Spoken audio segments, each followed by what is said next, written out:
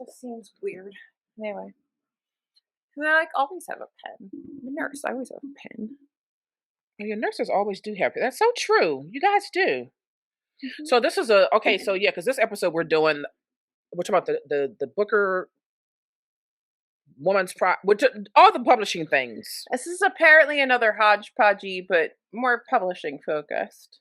This is Publishing Potpourri with Naomi and Alyssa. At Publishing Potpourri. Remember that category in Jeopardy? I love Potpourri. that. It could be anything. It's the questions we couldn't find a category for. I love these kind of conversations because sometimes there's just stuff that's just happening that we just want to, add our 2 cents to.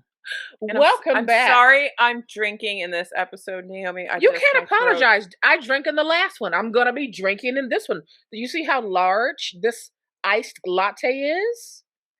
I told you I'm breaking my own rules because I need the caffeine. Is it helping? My throat just hurts. So it's all post-nasal drip. So it's just nice to have something hot.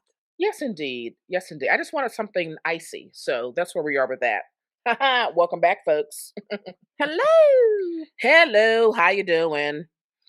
Listen, I want to, if you don't mind, I would like to start off with a book that I recently finished because it is one of the books. True. It is one of the books that was long listed for the Women's Prize, which we'll be talking about later on in this episode. We're going to talk about the Women's Prize long list as well as the International Booker long list. But so one of the books on that Women's Prize long list is The Paper Palace. Okay. And it was also a Reese's book club pick. And I did hear about this book last year. And I had zero interest in it. I had some interest in it because it sounded good. I was like, okay, I'm here for this extramarital stuff going on. So I got it from my library and I read it last week, I believe. And I'm going to tell y'all something about The Paper Palace. I don't know what the hell y'all see in this book. I don't get it. I don't get it. So you did tell me. The way people were talking about this book, because you got this married woman who has this affair with some long lost love of hers or whatever, and people made it sound really juicy. Okay, I'm all here for the juice. And I'm not a person who is offended by or turned off by stories that involve extramarital affairs. I know that bothers a lot of people. I'm here for it. So I was expecting some goodness and all that, some good juicy stuff. And this book was fine. But can we talk about for a second? Sorry to interrupt you. Why, and I'm not expecting you to have the answer, but I'm just going to ask the question. Why do people get their panties in such a twist about reading about extramarital affairs? Okay, so let's talk about it for a second. As somebody who was the wife that was cheated on,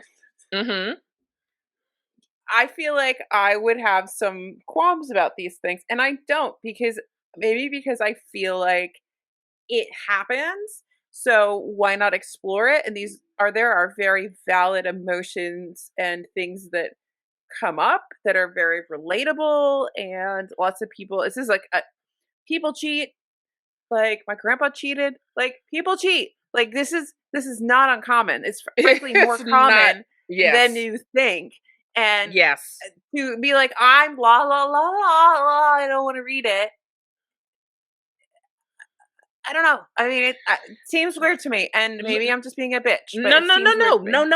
You are not being a bitch. No. So let me give you my take on it. And listeners, I would love to hear your opinions on this, on my take. This is my take. Whenever I hear women who really hate the idea of reading about extramarital affairs, I think 2 things. I think 1, it happened to them in their marriage and they're really still hurt by it. Or 2, they are terrified of it happening in their marriage. Can I add a third? Mm-hmm. They're in denial about it happening in their marriage. Ooh. Okay. Hot take, folks. So I I enjoy all aspects of marriage in a book. I just love reading about In a book. marriage. Let's make this Right. in a book. I In a have no book. interest in marriage again. Right. But also, like, in real life, I understand that when a person decides to cheat, to have an extra marital affair or whatever, whether you're legally married or just in a lifelong partnership, whatever, when a person decides to cheat, it has nothing to do with you. Nope. It has absolutely nothing to do with you. That is that person's shit that they haven't dealt with. But good luck processing it like that when it happens. Right, right. But on the real, like, a person cheating has nothing to do with you. That's their own shit. But yeah, so I again, I enjoy reading about all aspects of marriage, the good, the bad, and the super freaking ugly. But yeah, those are my takes on why some women really do not like reading about marital affairs in books. I feel like it's something very personal to them that they have experienced or maybe are currently experiencing or are terrified of experiencing. I do like when books have a little bit more realistic portrayal of marriage or like lifelong partnership or just Mhm. relationships in general because like can we stop feeding women this narrative that like one of your ultimate goals in life, one of your like very few ultimate goals in life is to Yeah. find and get a husband, and then and only then will you be on the path to completeness, and you won't Ugh. be completely complete until you have a child. But when you do those two things, you are going to be the most complete human that ever existed and walked on the face of the earth, and everything Can is going to we be yeah. just like blowjobs and cotton candy, and it's Right. not. Yeah, can we stop it? Can we just stop? Yeah, I'm over Because that. marriage, lifelong partnership, being in a committed monogamous relationship for the long haul is work. It is not Oh my god, yes. always sexy. It is not always easy. You don't always like the person. You don't always want to see their face. Sometimes you want Right. to punch it, but like Real what hard. matter Real hard. You want to punch it real hard. really hard. But what matters is that you still love each other and Yeah. also that you don't punch them in the face. But Right. like that when you feel that way, you can say like you are driving me up the fucking wall right now, and you can Yeah. actually communicate and have a good conversation about it, and you can Yes. grow and change and respect each other and their feelings and all kinds of stuff. There's it's but to try to make it this happily ever after, like everything's just sunshine and Mhm. rainbows, Mhm. Yeah. is a lie. There's not enough volume in the world to make that true. Exactly. And so, the paper palace is what okay, so let me read the flap, right? For anyone who's not aware of this book. So it says, before anyone else is awake on a perfect August morning, Ellie Bishop heads out for a swim in the freshwater pond below the paper palace, the gently decaying set of cabins in the backwoods of Cape Cod where her family has spent every summer for generations. As she passes the house, Ellie glances through the screen porch at the uncleared table from the dinner the previous evening. Empty wine glasses, candle wax on the tablecloth, echoes of laughter of family and friends. Then she dives beneath the surface of the pond and recalls what else happened last night, the secret, passionate encounter with her childhood soulmate out behind the house as Ellie's husband and mother chatted to the guests inside. Listen, Miss Ellie Bishop, I kind of hate you. I just hated her. I really hated her because she was just a really awful person. And also, she was extremely annoying. And this whole, like, quote unquote love affair, just, I wasn't really buying it. I know this author wanted me to buy it. When you have that childhood love and, you're dating through your teens and for whatever reason, you end up not being together as forever soulmates. You marry other people, but you still harbor all this love in your heart for said person. And I just, it seemed, I don't know, I just wasn't buying it. I wasn't into it. And again, I hated Ellie. Well, She I'm just glad seemed that like a I took terrible a look at person. that book and went, "No." Yeah, yeah. Didn't Don't waste any time reading it. don't waste your time. Not you, reader. I'm talking to Alyssa. Hey, reader, if you want to read the Paper Palace, knock yourself Go right out. ahead. But this was a no. It was fine. It was fine. So back to the library it goes, and I don't understand how it made the women's prize long list, but that is my opinion. Well, if we're gonna have a theme of underwhelming books, let me talk about The Matrix by Laura Croft. Oh, another hot take. Is it well written? Sure. Um, uh, I just ultimately didn't care. So the way this book has sort of been talked about, because like, what is this a which lists is this on? It's on several lists. Was it like on the Booker hmm Prize last year? Was it on the women's list? I don't know. It was on a One of bunch of them. freaking lists. Yeah. Uh, I don't. I just. I guess I was unfortunately expecting more from it than I got, Yeah. and And I'm afraid it's going to happen to me as well. it's fine. Um, I guess I. There's. I don't even know how to explain this. Um, but there's this lady who is the daughter of sexual assault, and she gets sent by her like sister slash the queen to become a nun. But she's also like almost like this Amazonian, like she's just like this huge warrior. Like she's hmm pretty badass. Like I'm not gonna lie, the main character is pretty badass in general, and she's really upset to go into like the nunnery because it's basically Right. like a living death. But this nunnery is like just going to shit. Like they barely can feed themselves. The nuns are just like it's sad. So she has the ingenuity to be able to turn this nunnery around and make it actually like profitable. And it ends up having a lot of influence. And so there's parts of this book that I really do enjoy. I really enjoy the parts that sort of speak to this idea that women have power and they are valid and they have intelligence and they can do things and they're not just pretty pieces because I mean this is set in what is this like the 1500s or something like that. Like Yeah. it's so this is a time where women aren't they don't have rights of any kind. Like you either were a mother or you were a nun or I don't know what. Oh sorry, it's 1158. It's even worse. Um Mm-hmm. but she ends up really creating a life for herself and is able to embrace her intelligence, and she does kind of manipulate God to be able to convince people to follow her plans. And by that I mean she like kind of is like I had a vision, and she didn't really have a Mm. vision. Yeah. She used her brain, and there is this kind of I'm not sure if at points I'm like is she sure. Is she having visions or is she not having visions or does Right. she believe her own lies? Like what's happening? Um and there's a lot of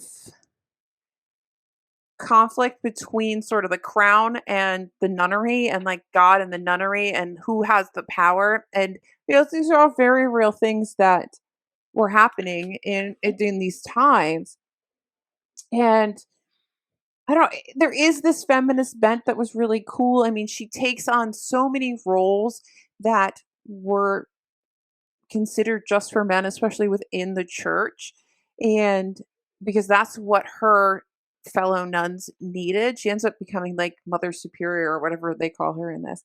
And she runs this whole nunnery. But it's kind of also really underwhelming because by the time she runs her whole course, it's almost like she doesn't really make an impact. And when you read it, you'll feel it. There's something sort of about it, like where you're Mm. like, Mm-hmm. and it's probably fine because it's more of a true story that way because there were definitely women who made impacts in the past and functioned more like men traditionally Right. would have, and blazed trails, yada yada yada. And then there was like gaps, but then you wouldn't see that for a while, you know? There wasn't like this wave of feminists in the 1200s just Right, running exactly. around. Yeah, yeah. um so like it makes sense, but it was also kind of like underwhelming because you kind of really want like this to continue with this nunnery to have like influenced these Mm, people that she's leaving behind, and it's not really happening. But there's all kind of gender politics that are going on, and like faith manipulation to get people to do things. I do think it was really interesting that, because this is a little factoid that I really love. So most of the time, reading inside your own head was not something that people did for many, many, many, many, many, many, many, many, many, many years, until like one person, even when you were reading inside your head, your lips would move. So there was this thought that like you couldn't read without speaking, almost in mm-hmm. some way, shape, or form. Uh, and then one day, like a monk just didn't do that, and it really freaked everybody out. And like they do cover that in here, and there's like some random story I think I heard when I was going through like Trinity College in Dublin, and I was like, I love this. Like, I didn't know this little Yeah, factoid about reading. yeah. So that I enjoyed. But like, I don't know. It was really, there were things that were interesting, but overall the Overall, story altogether ended up just being like fine. yeah, So I don't understand why it was such like a big hit yeah, because it was for these literary definitely a hit. lists. Yeah, Yeah. But I yeah. mean, in case you want to know the not helpful blurb that's in the front of this, says equally alive to the sacred and the profane, Laura Groff's Matrix is a defiant and timely exploration of the raw power of feminine creativity in a corrupted world. Her first novel since the critically acclaimed bestseller Fates and Furies, Matrix gathers currents of violence, sensuality, and religious ecstasy in a mesmerizing portrait of consuming passion, abhorrent faith, and a woman whom history moves both through and around. That doesn't really help you at all. No, it does Um, not.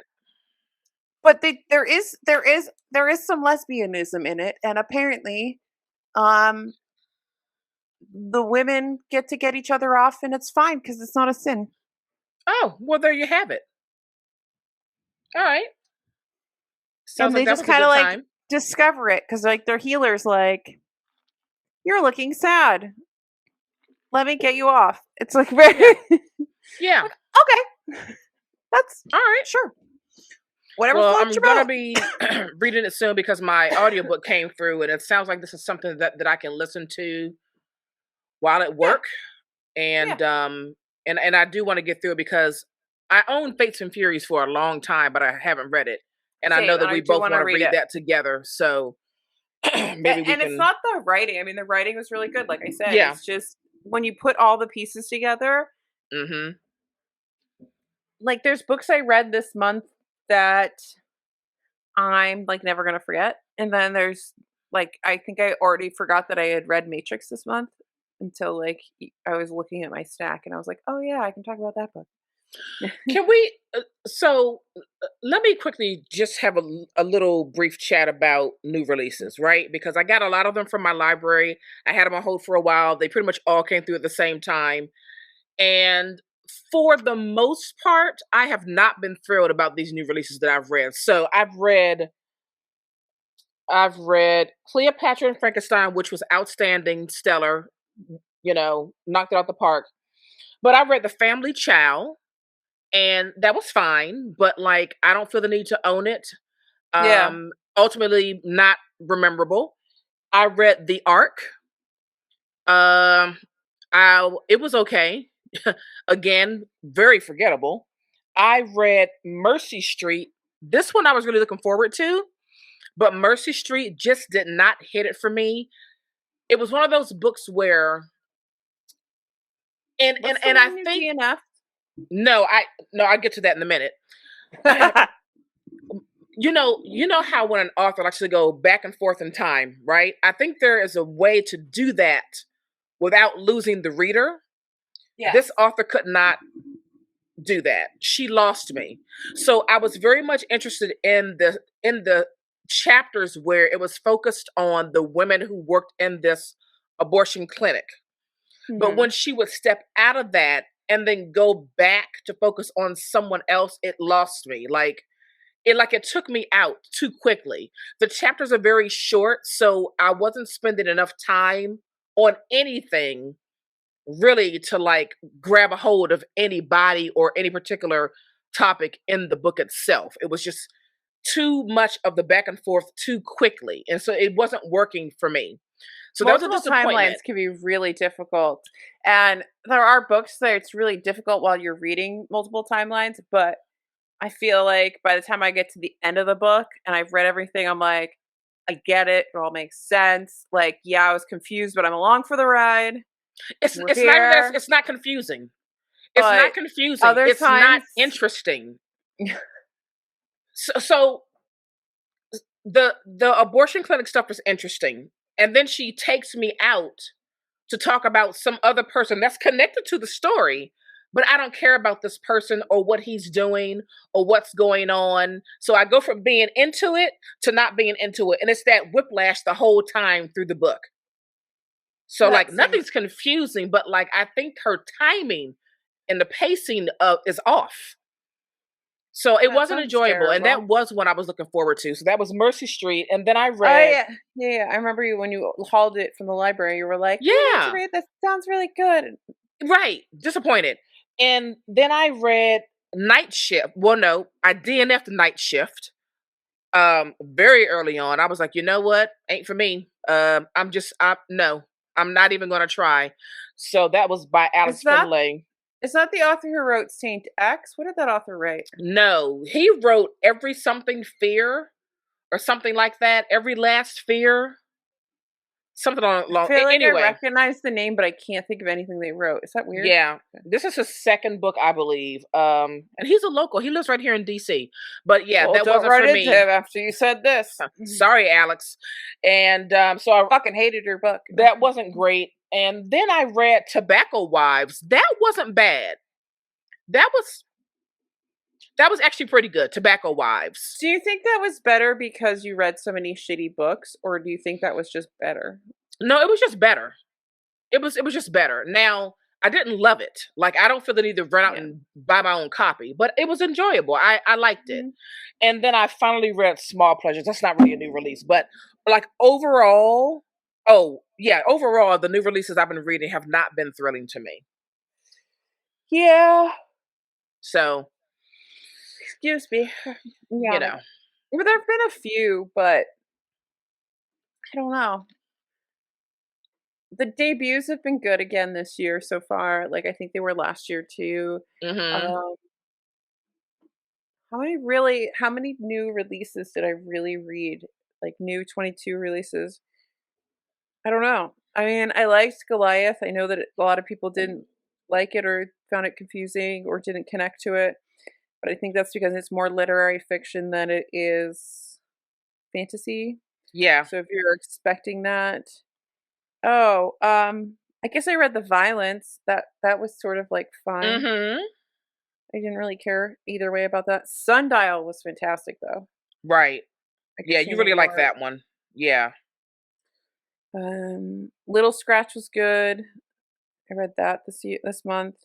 I think that came out this year, and if it didn't come out this year, it came out like late 2021. 2021. Mhm. I don't know, there's a few.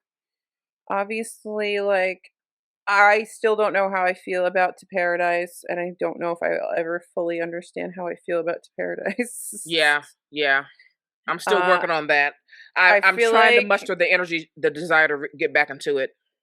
ultimately, I think what I would like is to have a panel of people from different. I wish I had enough clout on YouTube, on BookTube to like create this, but like to get a bunch of different people that have read it and just talk about it because I legitimately have no idea how I feel about it. Yeah. Like none. Yeah. Yeah, I mean, it's I feel like it's a big year for new releases, but I just liked so all of us far from what I picked villains, up. What but is it? all the things that all of us villains, a lot of things I've liked have been in the fantasy space though. Interestingly Mhm. enough. Yeah. I've still got more to go through. I've got I think 3 or 4 more. new releases that I have out from the library that I have to read that I hope are good. But anyway, that's where I stand on that so far. So we'll see. Yeah. So shall we So get into our various topics today? You want to go over the long list before we get into the conversation about what's been going publishing? on in publishing Mm-hmm. Mm-hmm. recently? Because we I haven't mean, really given our thoughts. sure. Do you have the long list up? What are we doing? Which long list? Oh, I'm not going to put it up on the screen. We don't need to do No, that. I mean for Oh, the myself. women's prize. Maybe start with that one. I do. How do y'all feel about, hey, listeners out there? How do y'all feel about literary book prizes, literary prizes? I enjoy following some. I do like to follow the Women's Prize. I like to follow the Booker and the International Booker. I try to read from the long list of both. I like the prizes in the sense that I like finding out about books that maybe weren't originally on my radar because there's usually some things I've never heard of. Mm-hmm. Um, but I also don't care about book lists, if that makes any sense. Mm-hmm. Mm-hmm. I really enjoy seeing who's on there, and I always hope that there's at least a couple of books on there that were completely off my radar because I enjoy discovering new authors and new books. So I must say though, in comparison to the Women's Prize long list and the International, I'm much more excited about the International this year. Um, I mean, I'm very excited that on the women's prize for this year is Opal and Nev because I think yes, that book was phenomenal. I'm surprised to see The Great Circle by Maggie Shipstead because I thought that already was on a prize list last year. So it I was was. really, it That's really why I read it last year. threw me off that it was on a prize list for this year. Hmm. So I don't know. I feel confused, but that's a general state of being. Um, Yeah, so let me run down the Women's Prize long list. So we have The Bread the Devil Need. We have Remote Sympathy, The Exhibitionist, Creatures of Passage, Build Your House Around My Body, Sorrow and Bliss, The Final Revival of Opal and Nev, The Book of Form and Emptiness, Salt Lick, The Island of Missing Trees, The Paper Palace, This One Sky Day, which is also called Poppy Show in the United States. We yeah, also that one I have, want to read. yeah, we also have Great Circle, Careless, The Sentence, and Flamingo. So it's an interesting list. And I've read what, 3 books from here. I don't know. Have you? Well, The Salt. Final Revival was a TBR Lowdown pick last year, so we read that. Yeah. And I read Great Circle last year and Poppy Show, which is also This One Sky Day, and then I this mean, The Paper Palace, like last week. the things that I'm actually interested in on this list. I mean, obviously, I love Opal and Nep and Great Circle, so we can just take those right out of the list. Mm-hmm. But the Book of Form and Emptiness, which I just got, and Mm-hmm. that has been on my radar for a while. So when I saw it on the list, I was like, ooh, maybe it really is good. Sorrow and Bliss by Meg Mason, I've had on my radar for a while. I got an early copy of it from the publisher Yeah, I on have that one too eARC, from the publisher. and I just hadn't gotten to it yet.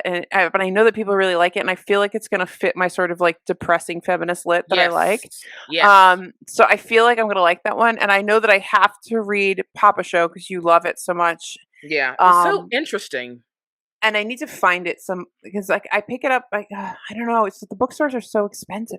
And then Salt Lick sounded really interesting because there's like a chorus of cows, right? This is the one Mm-hmm. where they have like a chorus of cows, a la like a Greek tragedy or something like that.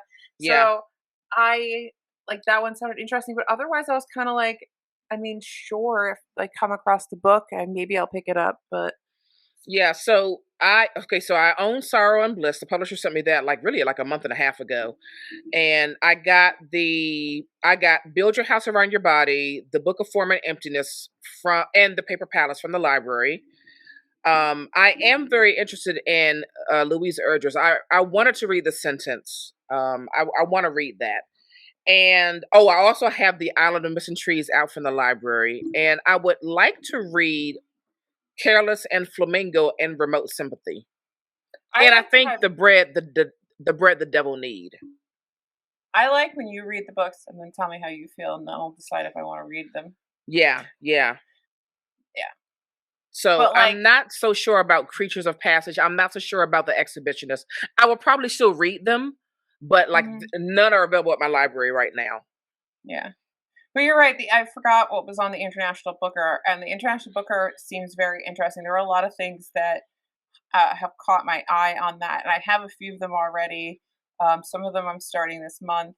I do want to get a few more, so like that list is much more interesting to me. Yeah. So shall we go over that one? Yeah, I mean, there's what? There's Cursed Bunny, After the Sun, a new name which I find weird because it's like the second or third in a It's the third. series, which It's seems books 6 through 7. weird, but okay, I'll go for it. More Than I Love My Life, the Book of Mother, Heaven by our girl Mieko, Mm-hmm. Paradise. What's the other one called? I'm reading it. I picked the wrong. Love in the Big City, Happy Stories Mostly.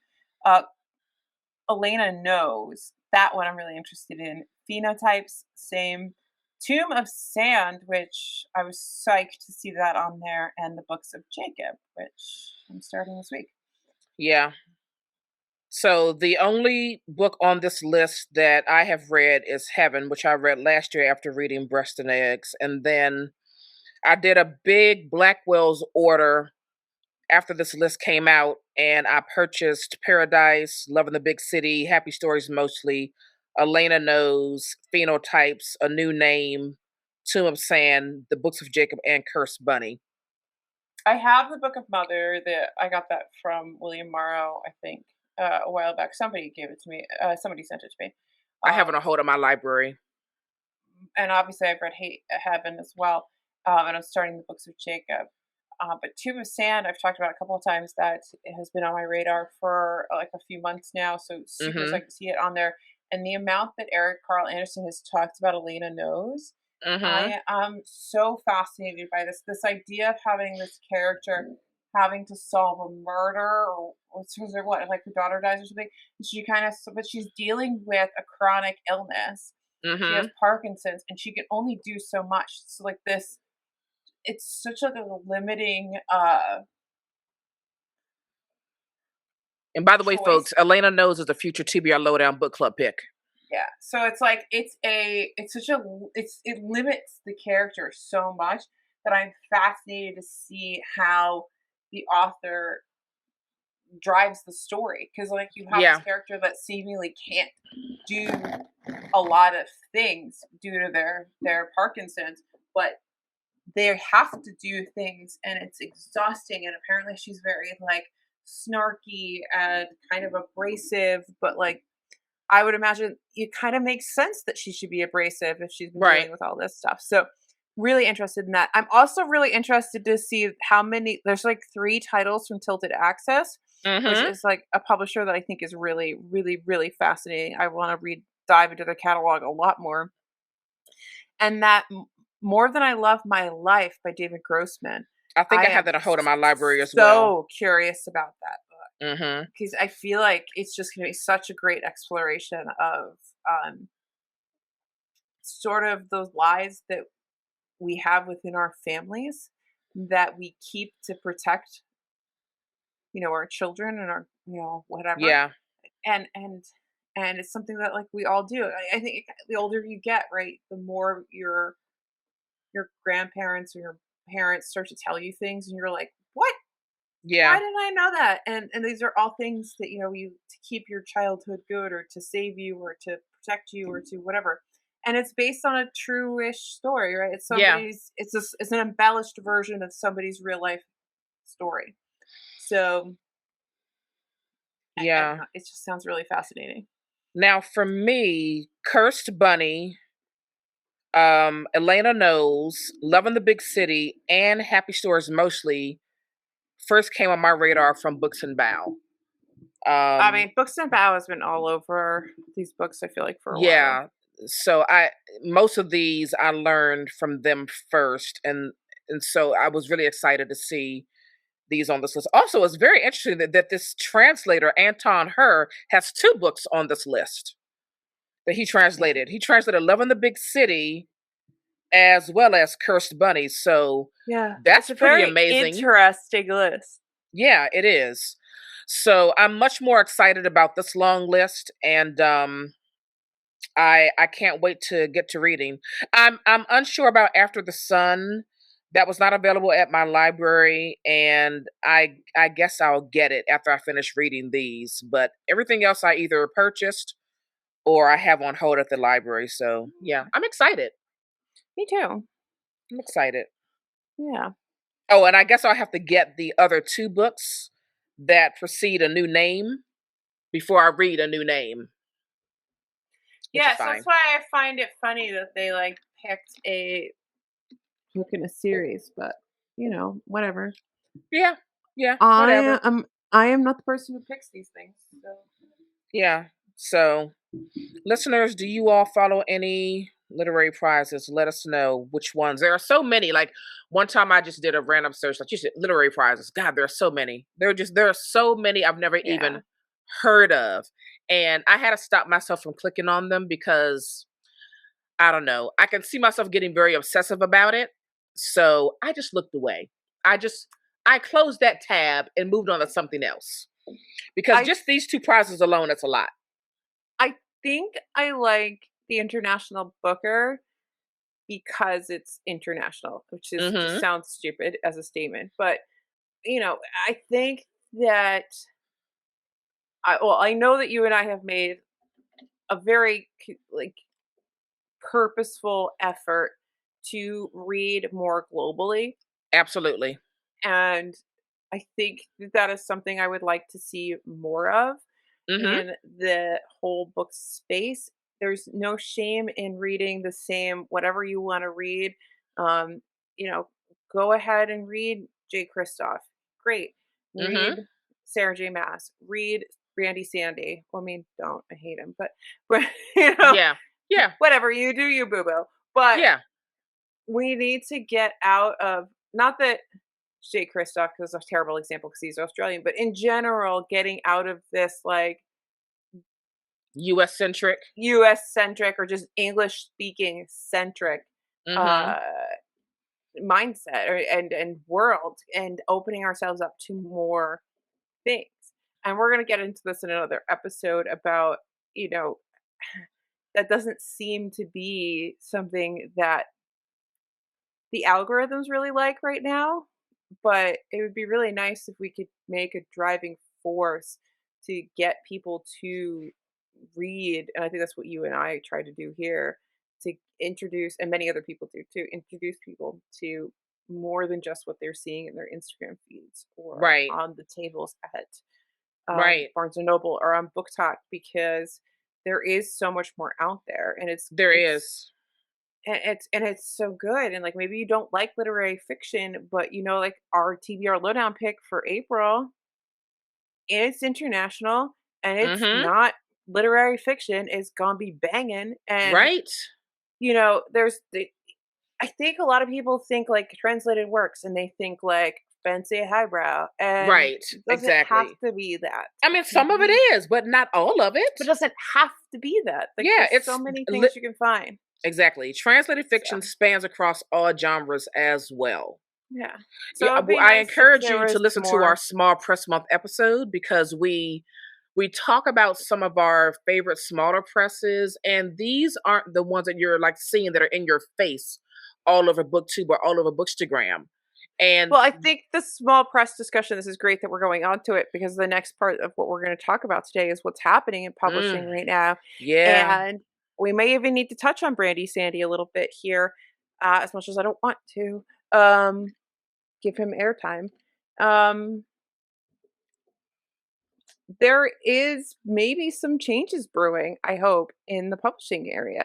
And these small presses are going to be a big part of that change. I really hope. yeah, Because, yeah. So let's get into it. yeah. Let's get into it.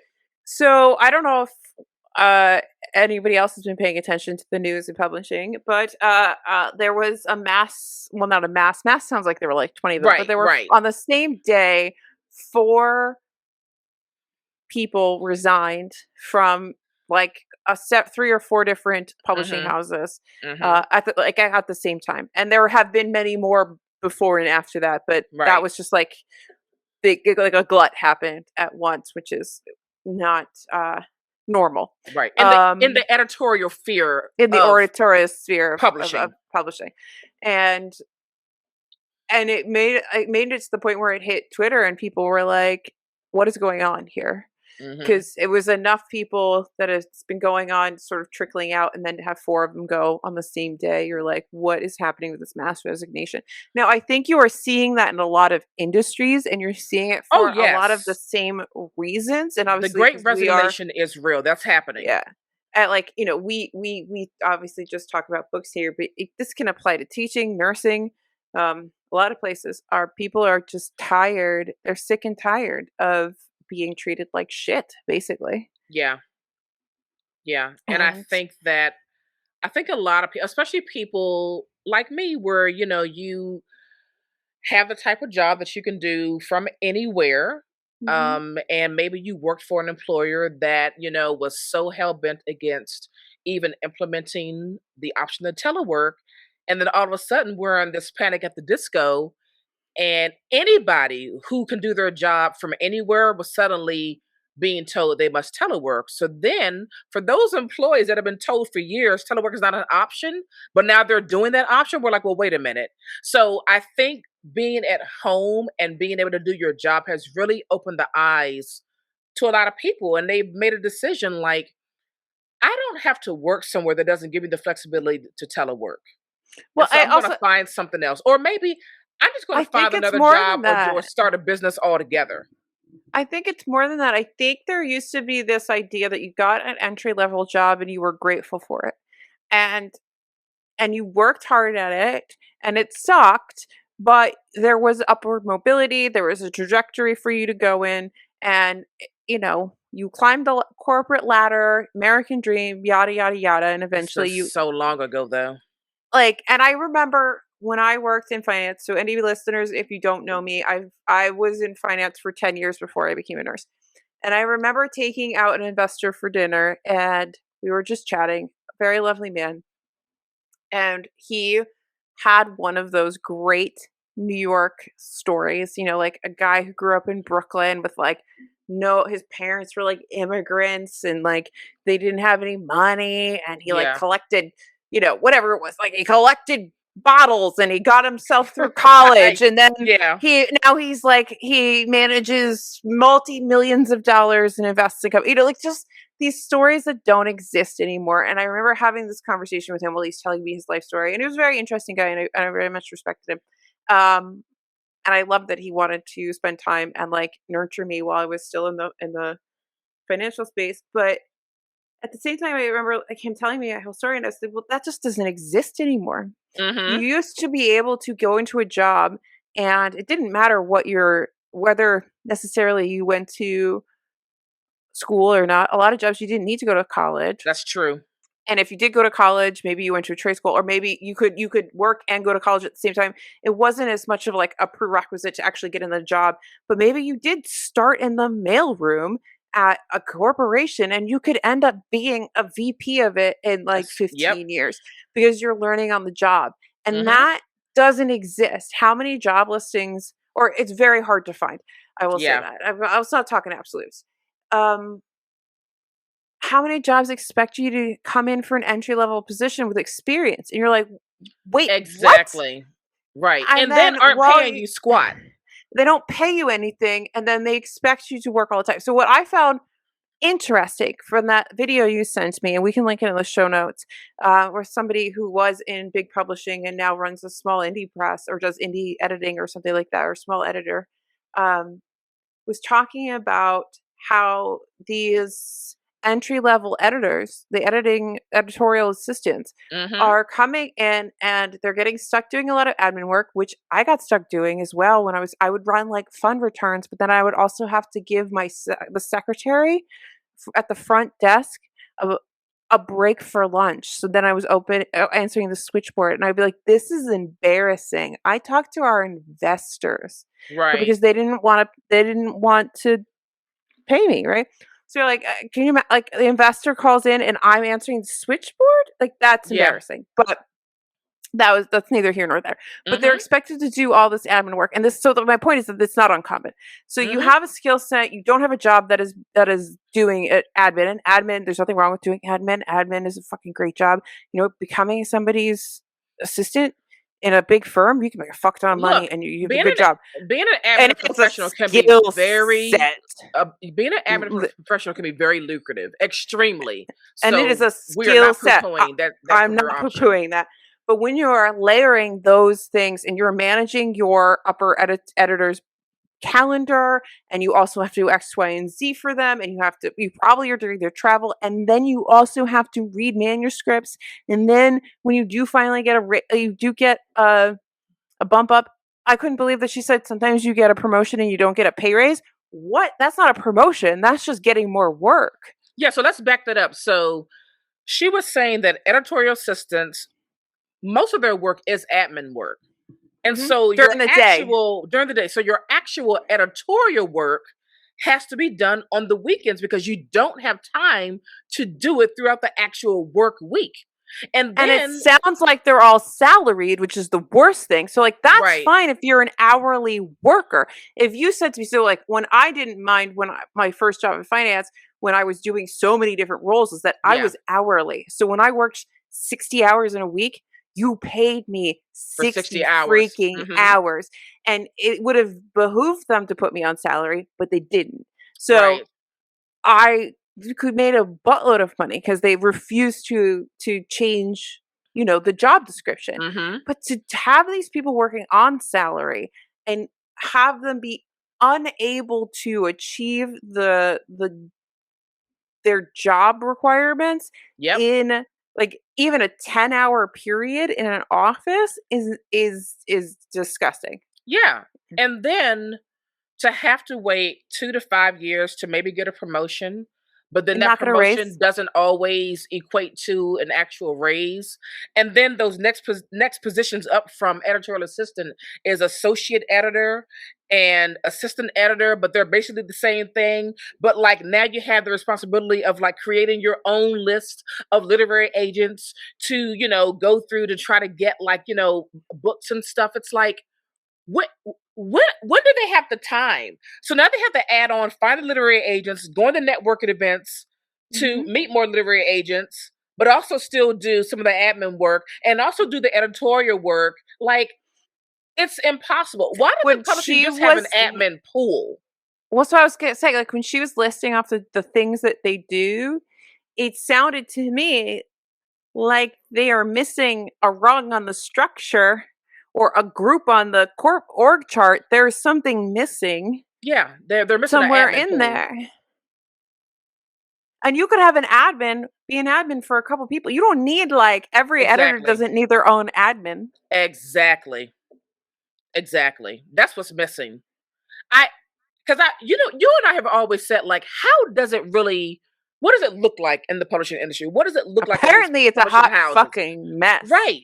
Like, because I didn't understand, like, the structures and the positions, and we weren't understanding. So I'm glad that she broke that down because I had no idea of how it actually was structured on the inside and what was actually required of Yeah. these people. And But so I can see how they get burned out very quickly. also what was really disgusting is that there's this, it feels like, assumption that you should just be putting up with whatever happens because this is a dream job. Yeah. This is a passion career, and if it's a passion career, you don't get paid for it. Yeah. It's still work. Time is money. Time is I mean, people joke with me at work because I like to joke. I'm like, I'm trying to work less and make more money. And everyone laughs at Absolutely. me. It's like, but I'm not like, to me, my time is valuable. Like, Mm-hmm. I would, if I'm not doing anything my whole life when I was working, if for some reason I didn't have work to do, I didn't want to be in the office. I didn't Mm-hmm. want to be at work. I have more things outside of here that I can be doing with my time Yeah. that I would rather do that. So it's not worth the $20, $15, $8, $40, whatever it is, whatever I was making at the time of this, to be there for 2 hours doing nothing. I would rather be Exactly. home. Exactly. It would be better for everybody if I Yeah. was just home. Yeah. So, you know what so when I thought about jobs in publishing, I always thought to work those jobs, and I'm not talking about the higher ups, I'm talking about these lower level assistant jobs. I always thought, like, if you're not somebody who's like from a family of means, I don't know how you work these jobs. Most of them are in New York. New York is very expensive. Ex And so in my mind, That's the other I thought piece. people that work there, they were probably doing it because maybe they didn't need the money so much, the majority of them, because they had some kind of No, a they have, parental like financial cushion or something. I don't they know how a regular may person without that can work a publishing job in the city. Like, how would you live? they may, but they they definitely, like, have several roommates, Mm. and that's the only way you can I can't remember what the number was, but I will tell you that whatever the salary was that I heard someone say an entry level person in publishing makes, She said like 38,000, and I almost fainted in my I bathroom. and this is 2022. In 2007, I made more money than that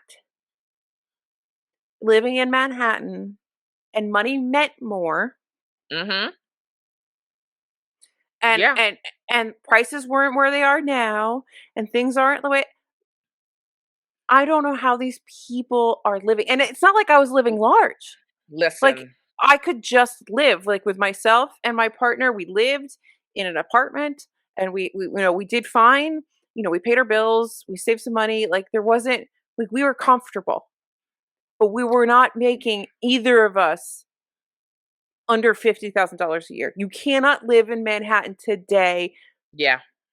without making a lot of other sacrifices or just doing, like, it's crazy. It's crazy. Yeah. There are Look, I places don't in live in this New York. I'm world, not in Manhattan. I'm in the, it's a Washington D.C. area, but it's it's a still expensive here too. it's expensive as fuck in Manhattan. Yeah. 30 something thousand dollars a year is not. I don't know how these people live on that.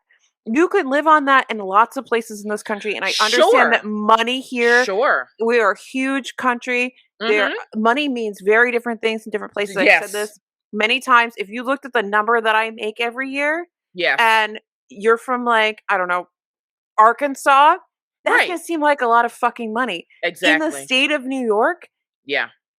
it's not. Like, Same. I Right. can't I can That's pay how my it is here. bills, and that's about it. Exactly. Exactly. So this is 2022. 38,000, like, that's like pennies to live here. Like, you In just Manhattan, there's you nothing. right. Like, I'm in Northern Virginia. I'm in one of those tri-state areas where you've got DC, Maryland, and Virginia that, like, cross lines or whatever. Like 38. You no. The last time I made that amount of money was the late 90s. Yeah. Well, And it was here's doable in the late doable. 90s. This is 2022. Inflation is the thing. Inflation exists. Um, I mean, we can go down a whole tangent with, like, the middle class squeeze and all that, Oh because yeah. the poverty line for one person, somebody was showing me this today, to be considered poor and therefore, to be able to get assistance, um, to have somebody actually care and say, like, yes, you do need help. I Yeah. think you have to have something. I think I could be wrong, but I feel like it was like either 12,000 or like 17,000, something like that a year that you make just as one person. And then two people, it wasn't a big difference. If it was 12, then it was like 15 or 17. You know what I mean? Like, Right. it's not like if there were two of you, it jumped up to 24. It wasn't Yeah. doubling. Um, it- so these, it's just, how do these people, I can't, I'm speechless. Like, you can't, how do you expect people to live? How do you expect to be, and most of these people they have to go to college. They're Mhm. taking out extraordinary loans to do so. They've Mhm. probably had to network their like nobody's business to get a job because there's only so many jobs. I mean, I guess there's more now because people are leaving. Right. Um, but I think this is where the small presses come in, and I think this is where indie presses come in. So I think that indie and small press got a lot of poo-pooing for a long time, especially the indie space, because they just weren't good enough. And I don't think, yes, there's still plenty of people that publish indie independently that write crap books Yeah. that aren't worth being shelved at a bookstore. Like if that's what you like, buy it and offline and Yep. read it. Like nobody's shaming you, but like that's real estate there. Put in your book there. It's not worth it to stick it on that shelf. Right. But there are plenty of small presses and indie authors that are phenomenal. I think that this is where TikTok is very important, is that TikTok, especially you see it most predominantly in the romance space, I think, you see how these independently published authors can cross into the mainstream because they are good. They just don't want to go through the whatever maze of traditional publishing. But okay, stop right there because this is what I find interesting. So you're mentioning romance, but when I am in the Barnes and Noble or the Books a Million and I'm looking at the TikTok table, it is not romance books that I'm seeing. No, but I think romance TikTok, smut talk is a much more powerful beast Okay. than regular TikTok. I think that I don't know. I think regular TikTok or book talk is those things that you're seeing on those tables are big publishing for the most part. And then Yes, you they see are. like Ruby Dixon, you see Atlas 6 which got picked up, and I did hear that it is edited. So now that Okay, I because have you the know I was audiobook, wondering. so now that I Mm-hmm. have the audiobook from Libro that they sent me, thank you, Libro. Mm-hmm. I think I'm going to do a listen and a reread at the same time and see where things have Yeah. been changed and see if I like it better. Because I do still think that there was a lot of potential with that story. It was a big story for someone to do on their own. Yeah. And I did download it that's, from Libro as well, so maybe I'll listen to it. yeah. So, but I mean, there's value in these people that have all this experience in traditional publishing. And now that they're leaving, and a lot of them are probably going to smaller presses or to other areas, to places like Row House, where they're like trying to change how publishing is done. Um, Well, some of maybe them. you can see that education getting put to use on people that maybe never would have gotten into the traditional publishing space because they just weren't going to play the game, or they didn't get the right agent, or they didn't do this, that, or the other thing. And now it's maybe it's going to be a little different. I mean, I'm not going to try to act like everything's going to be Yeah. great. I don't know. I don't think you're going to take down traditional publishing, but Yeah. you're definitely seeing a lot more small presses out there. I mean, just look at the Booker Prize. How many small presses are on there? Mm-hmm. And see how let's just keep talking about Ruby Dixon. Like Ruby Dixon coming out with, she had Planet Barbarians has been around for a while until it got picked up into the TikTok sphere. And Mm-hmm. now, she's being sold in Barnes& and Noble. She gets special editions. There's this resurgence in these books, Yeah. and she becomes a household name. There's a lot of I think Katie Roberts was in that. Was it Katie Roberts? She's the one who wrote Neon Gods. I think a lot of her books were independently published until recently. Oh, I And didn't know those were indie published. I thought those were big so publishing. and you got Atlas 6. So there are these people that maybe 8 years ago you wouldn't have seen break into. Rage of Dragons, I think, was independently published, wasn't it? Until it got picked up. I don't know, but it was big from the get-go though. I mean, I've always heard Yeah. about that book and Or that at least in author. a very small press, if Yeah. not independently published. So, I mean, I Yeah. feel like, and I could be wrong on Rage of Dragons, but I feel like there was a big fantasy, and I really think it was Rage of Dragons, but I could be very wrong. I can't remember everything. I'm an old lady, but I just feel like there's something brewing here. Yeah, I mean, it'll be interesting to see because it's not that big publishing needs a takedown. They just need a restructuring of Yeah, how they operate with their employees. yeah. And the question is, I feel like it's a supply and demand thing, right? So like while you do have quite a number of people leaving, There's is the always number someone to of come in. people waiting to break in so large that you still don't have to make any structural changes in how your business operates? I Because if think that's the that's the case, things will assumption. remain the same. Yeah, I think that's been the long-term assumption. I don't know if it's changed, but for many, many years, I think that's the way it's operated. So when you got frustrated, if you left, there was always somebody knocking on the door to take your place. So you Yeah. were indispensable. You were dispensable. Sorry, not indispensable. Mhm. Or replaceable, like 100%. So nobody cared that. But Right. it seems to me that you can, by investing a small amount upfront in restructuring the organization and freeing up some of your uh, assistant editors, associate editors, etc., whatever you want, wherever they are, whatever their titles are, to not have to do admin work, to take some things off their plate so they can focus on the actual client work. And I think you could probably see an uptick overall in your own Yeah. revenues because now you have more Exactly. people actually generating quality product to sell to your consumers who are going to give you money and then pay you, CEO, more money. Yeah, one thing that big business has a problem with is identifying where their structures and processes are burning out their employees. For whatever reason, that is a big blind spot for big companies. They can't see where they're burning out their employees, and they can't see how that's a direct correlation to the bottom line. I also don't think that they understand or they like to admit, let's say it that way. I don't think they like to admit that if they need to add sometimes more people, they just see the cost of adding more people. They don't see how adding more people can free up other people to produce more. Exactly. It Exactly. becomes very much about like how much can we squeeze. And I mean, this is what I realized in 2008 when we were going through the last recession. It was very much like a lot of people started to move out of different spaces.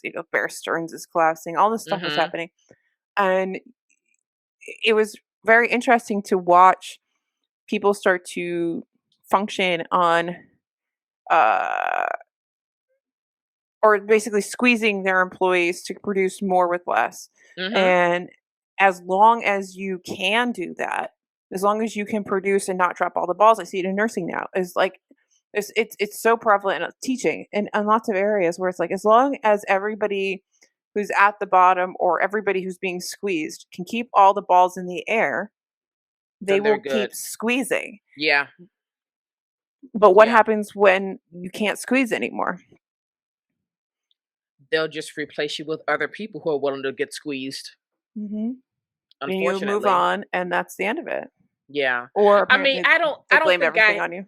I don't think I have this like sunny overlook about publishing really changes its structure. I don't think I don't it's going think to big happen. publishing's gonna change, but I think you're Yeah. gonna see more small presses coming into the seeing them more coming towards the front. I mean, Mhm. obviously, you're not gonna take on Simon& and Schuster, Yeah. but I think you're gonna capture a little bit more market share. Well, because also, let's just be real, a lot of these small presses are like publishing some kick-ass books. Mhm. Like a lot of them are really killing it. And And big so they are publishing really has to. beginning to shine. So, everybody talks about how the power of TikTok and BookTok, and but let's talk about that, how that's a double-edged sword. Like, yeah, the power of TikTok can get more books sold from traditional publishers, but you know what else they can do? They can get small press books published too. It's not Mhm. just, it's not just feeding the big corporate beast. It's Mhm. feeding the whole space because these are readers. They read what they want to read. Like, Mhm. so it's just a matter of time before somebody's like, "Oh my god, Tomb of Sand, it's amazing." And now all of a sudden, what, like Right. Yeah. Tilted Axis gets a lot now their catalog's getting a lot of looks at, then they're Yeah. like, "Oh, like it's just that dumb luck that Mhm. can grab some of your market share."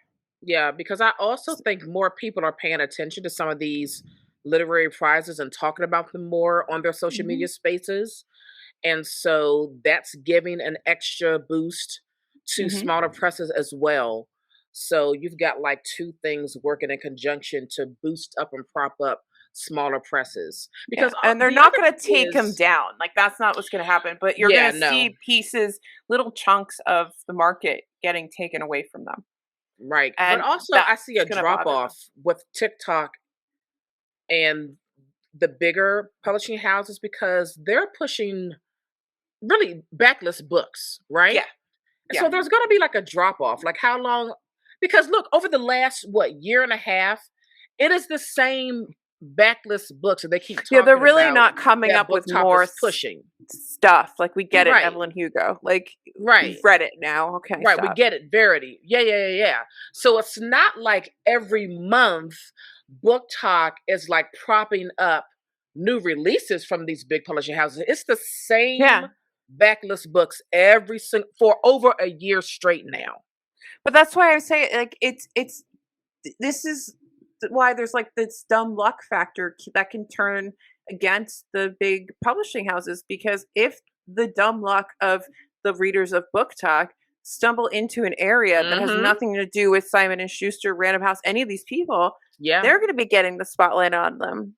They that's don't. There's right. no, like, brand loyalty. That's not what this is about. It's like, No, oh my god, this book's good, and then the next person reads it, and the next person reads it, and that's the power of word of mouth. It's the power of social media, and, like, exactly. it's not it's not you. You didn't do it. Yeah. Really, The if you really want that brand loyalty, then I think Instagram's where you go, because mm-hmm. there's a lot of people that are very stuck in their, like, um I think the publishing houses send out a lot of books, and there's a lot of people that feature their books, and I feel like you see a lot more traditionally published things on Instagram as a whole Right. than I think you might even see on BookTok. Because you So have here's that the large chunk of people on BookTok that's from yeah, the romance space. right. And I don't know about that space on BookTok because I don't And go there. I don't go there. But the other interesting thing about never what's underestimate the popular power of on romance. BookTok and what we see on these BookTok tables and bookstores is I don't think well, no, I don't think that these bookstores are not ordering books from smaller presses. So you're Not not yet. going to see right. So like as of like you're not going to see those on those like even if it did blow up on TikTok, are the big retailers going to start buying those books from the smaller They presses? might.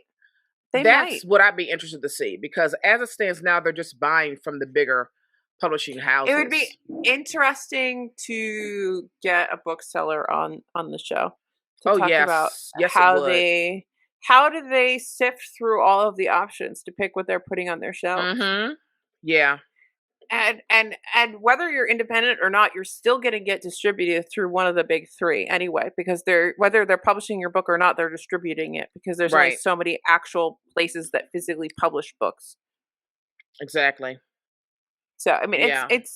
but then, we can briefly touch on my lovely friend Brandy Sandy and what he did with this whole freaking uh GoFundMe thing. This Kickstarter was His it Kickstarter? Kickstarter, it was Kickstarter, it wasn't Mm-hmm. GoFundMe. But I, I mean, there's I mean, I'm gonna try to bite my tongue here so we don't get attacked by stands, but I think there was a lot of, I mean, I know there was a lot of talk about whether he's changing the face of publishing by doing this, and I don't think he is. I I don't think think this so. is I don't just a think so. man with a lot of power and a very strong fan base that is almost cultish in their devotion towards him, and so he could do. I don't think that, like, any old writer can go out and do this. You have to have No. already established yourself.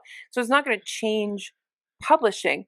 I think it might be scary to publishing in the sense that you can have a very big name say, I don't need you anymore because I just pulled in $24 million in about 20 hours. I don't Mm-hmm. need you anymore.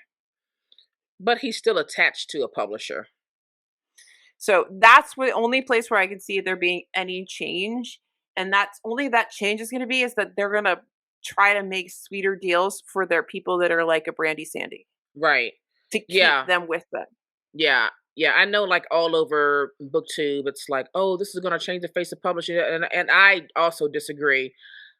I do not think what Brandon Sanderson did is really something that can be duplicated by every single Mhm. author. And let's just be very clear. Brandon Sanderson has been in the game for a very, very long time. He has Mhm. had years to build a To fan base. cultivate a face, yeah. And Mhm. he's been one of the top 5 fantasy authors for a really, really long time. Mhm. And apparently he writes really good books. I don't know, I haven't read any, but apparently he writes really good books, you know? And so, yes, a person of that caliber that has spent decades writing all these books, building his fan base, yes, he can then go out and do a Kickstarter and make millions of dollars.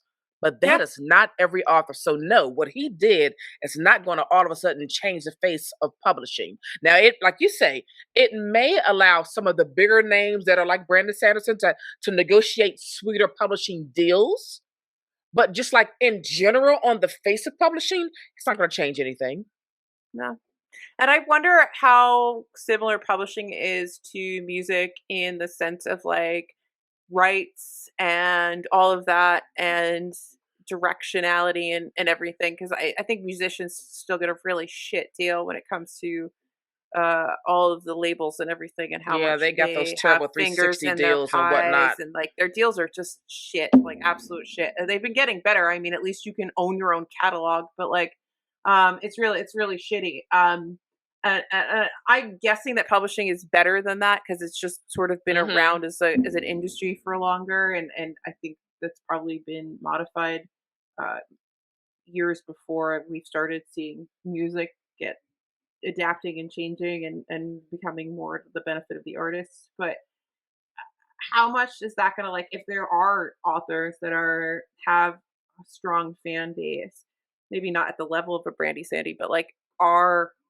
have a strong fan base if they are in what is actually not a lucrative and is a pretty shit contract, can they that they can't seem to negotiate for whatever reason because that Hmm. happens. Let's not like corporations will undervalue their assets and think that they're not going to leave. They're not going to leave. Where are you going to go? Yeah. Whatever.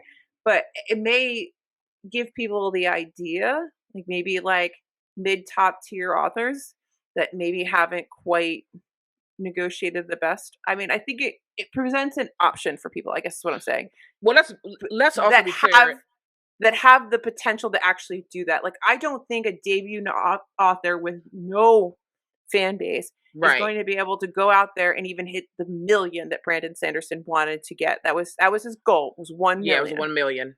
and he like but I don't know where it is and where it ended up, but it was at least like 20 times the goal Yeah.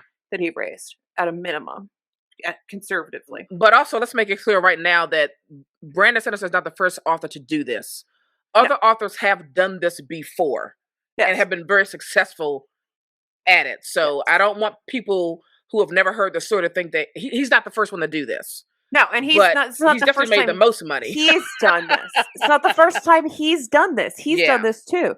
Yeah. So I still have my own opinions on this. I think it's very given the climate we're in, given the fact that we were like Ukraine and Russia had just started basically, we're coming out of a pandemic, the way it was announced, there is Mhm. nothing about what was done here that felt good to me. Mhm. It Yeah, felt I agree. very cash grabby. It felt very exploitative of his fan base. It just felt very disgusting and icky to me, especially since he only asked for a million and now he has, 20 times that. Yeah. I may be wrong, but at no point have I heard him say, "Oh my god, I can't believe we raised all this money. I'm going to send 100,000, a million, 5 million, any amount of money to Ukraine refugee anything to, I don't know. Yeah. Like there's no gratitude for how much your fans love you and paying it forward. And as somebody who is apparently a man of God, I find that very disgusting. Well, I'm not gonna Well, disagree with you there. I have very strong opinions on Brandon Sanderson, and it has Yeah. nothing to do with his writing. He's actually a very good writer. I very much dislike him as a human being. Yeah. Yeah. I mean, Someone's gonna hate me now, but I don't like him. listen, you have every right not to like him, just like other people have every right to love him.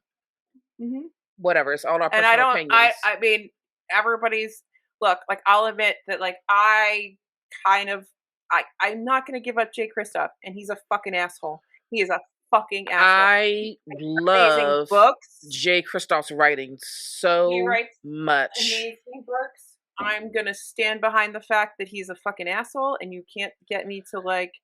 I'm I not gonna mean, stand up for him.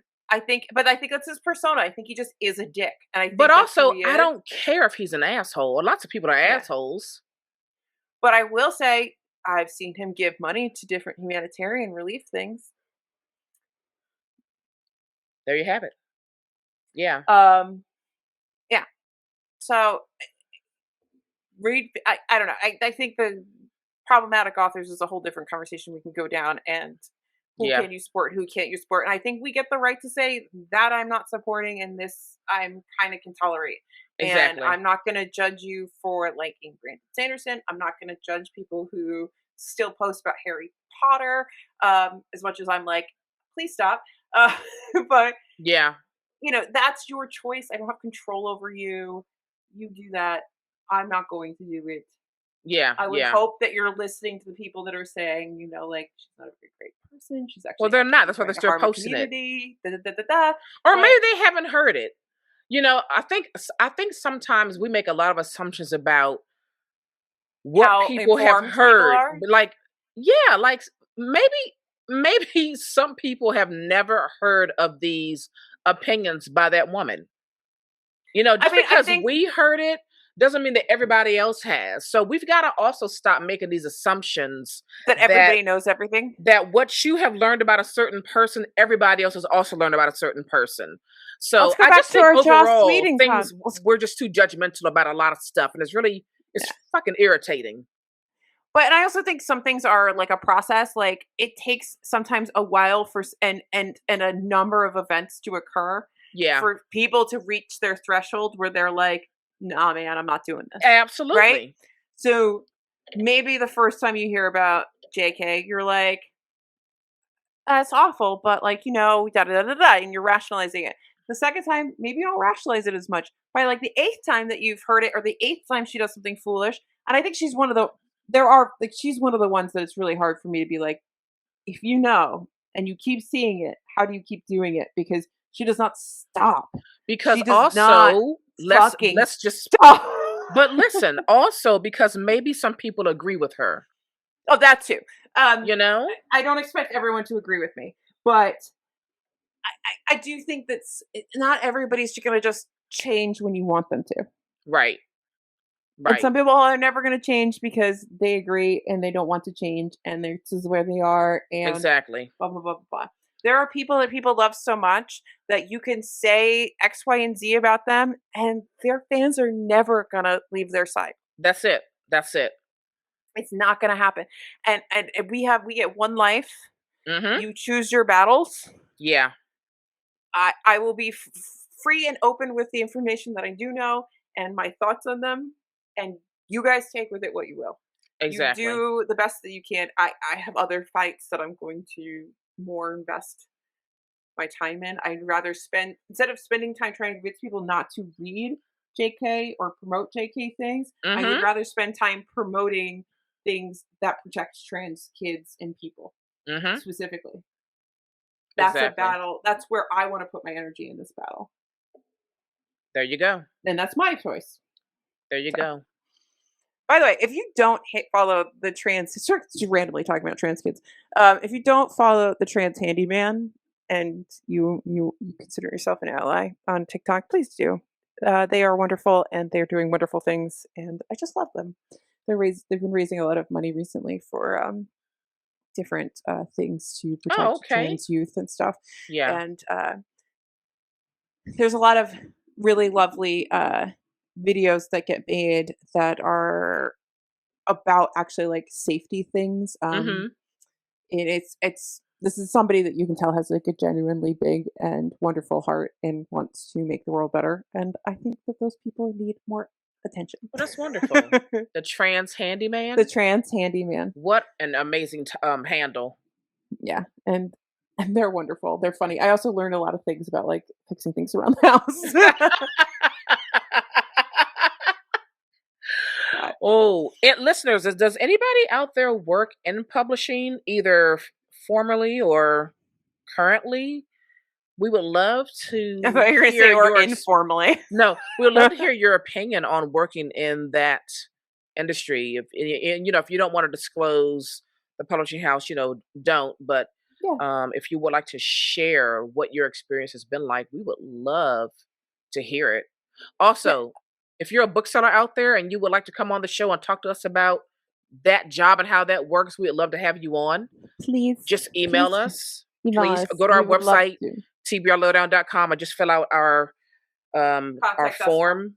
form. It's the link that says "Be on the show." Just click that and fill out the form. We would love to talk to a bookseller. That'd be great.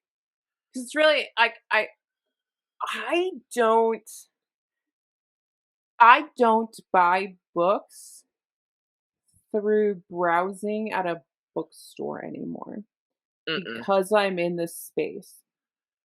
But you and I are not the majority of the reader demographic. mm-mm. In And I fact, always have to remember, right? Like in we're in a fact, we're very a niche. minority. We're in a niche group, right? Like Uh-huh.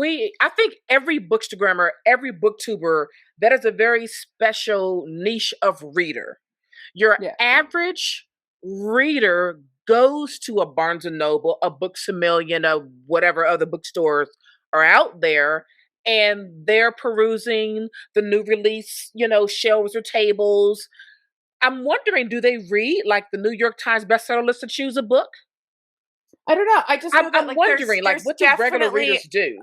a difference between the things that we pick up as people that are a little bit more plugged into the publishing industry, Mm-hmm. and into just, I guess, the reader sphere, um, Yes. than the people that are just, I read books. I also, like, and this is not like a part of their personality trait. Like this is part of our personality, right? Like we Right. are sort of book obsessed. And like that's how you end up in seemingly awkward conversations when you're like, oh, someone's like, what are you reading? You say, and then you're like, what are you reading? And they're like, I'm reading American Dirt, and it's fantastic. And you're like, Like what? we're at work. How do I explain this to you? Yeah. Because they're just different ecosystems. Yeah. Yeah. It's very interesting because sometimes I'm like, does the average reader get book recs from Facebook? From I their don't friend? I'm so curious. I I'm don't I'm so remember. curious. Yeah. I Anyway, it's all very interesting. I It's don't all very remember how I read books. I'm trying to remember like how I found books before I was on here. Like I knew I read a lot of cozy sort of historical mysteries that had a romance bent, and I Mhm. still like those. I need to have a month where I just do that. But I had like a lot of series, I guess, that were like in specific genres. And I think I stayed there, and then maybe Amazon recommended stuff to me, Mm. like or Goodreads, which is Amazon. Um, But, like, I can't remember ever going to the bookstore as, like, my predominant means of figuring out what books I wanted to read. So I used to And we didn't have the New York Times because I come from a Republican family, and that's liberal trash, so we didn't have that right. in the house. I mean, when Borders was still around, I spent a lot of time on Borders, but Borders! again, like I went like over a decade of reading no fiction. I only read, business books and, technology books. And if I did read fiction, it was like Laurel K. Hamilton, which I learned about through my very best friend who also read Laurel K. Hamilton. You know, So, I think I almost always was stuck in a genre, like, because when I would go to Borders a lot, I would read a lot of historical fiction. So you would end up in that section, and you would, and the same with like I read a mm, lot when I go like because I read a lot of mystery and stuff on my Kindle. They were just I got into like a lot of series. I think was really what mm-hmm. I did is like I found some sort of series, and I would just binge And all the that's books where I you could. lived. Yeah. That's where In I that lived. series. Yeah. And then Yeah. sometimes eventually there would be something that sounded similar or something would get recommended to you on your Kindle or on Goodreads, or it'd be like near it on the shelves, or like, Yeah. yeah, Wow. I can't remember. I definitely didn't get Yeah. it from like book price lists and like literary reviews or anything like that. I mean, I just wasn't plugged in at all because I just wasn't reading fiction. No, So maybe aside from someone that Laura K. recommended Hamilton, it. yeah. People would recommend it because my whole life has always been filled with readers. So somebody always recommended books to me, but like, I don't know. It's So very, yeah. It's, yeah. I Mm. would say, hey, listeners, would you give us a heads up on what you do? But I think a lot of our listeners aren't, are more like us than they are not like I us. mean, maybe, maybe not, you know. I could If be you're a wrong. listener and you are not a part of BookTube or Bookstagram, Or book talk what, where, what is your book buying, book choosing um process. process? What do you do? Do you just hit up the bookstore? Do you hit up a bestseller list? Do you get it off of Facebook? Like, I'm curious to know. Very Inquiring interesting. minds. Anyway, we want to wrap this up because we still have Yeah, one more let's go on episode to to our book record. recommendations. Um, I guess because I'm talking about historical fiction, I have a couple of things over here, so I've just been trying to figure out what I want to tell you. I'm gonna recommend this book, "The Air You Breathe" What was by that? "The Air You Breathe" Oh, by Frances de Pointiers. is that a book of the month book? It was a book of the month book in 2018. Okay. Um, so this is about two women in, I think they're in Brazil, I believe. And one of them, yeah, they start off in Brazil and they're in this like band and they kind of have this um romance, but not really. It's a very interesting book. I'll read it. I really enjoyed it. I thought it was a wonderful book about female friendship. Anyway, some friendships, like romances, have the feeling of fate. Skinny 9-year-old orphan Doris is working in the kitchen of a sugar plantation in the 1930s Brazil when in walks a girl who changes everything. Gracia, the spoiled daughter of a wealthy sugar baron, is clever, well-fed, pretty, and thrillingly ill-behaved. Born to wildly different worlds, Doris and Gracia quickly bond over shared mischief and then on a deeper level over music. One has a voice like a songbird, the other feels melodies in her soul and composes lyrics to match. Music will become their shared passion, the source of their partnership and their rivalry and for each other, the best way out of the life to which she was born. But one but only one of the two is destined to be a star. Their intimate, volatile bond will determine their fortunes and haunt their memories. Traveling from Brazil's inland sugar plantations to the rowdy streets of Rio's famous Lapa neighborhood, from Los Angeles during the golden age of Hollywood back to the irresistible drumbeat of home, The Air You Breathe unfurls a moving portrait of lifelong friendship and unparalleled rewards and lasting losses, and considers what we owe to the relationships that shape our lives. So it's a really beautiful story Mm. about female friendship. You get to get a bit of a history of Brazil, which is always nice. And the music piece is really, really great too. So if you like fiction that talks about music, this is really good. I want more books on female friendships. Yeah, this was good. Pick it up.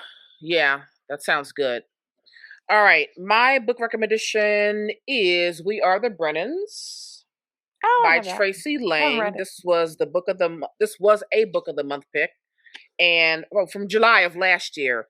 And Uh-huh. I loved it. It was so good. I So know many you. secrets. It was You love fun. juicy family things. It was a really fun That's how book to you get read. So let me Emmy. read. That's how you get Naomi.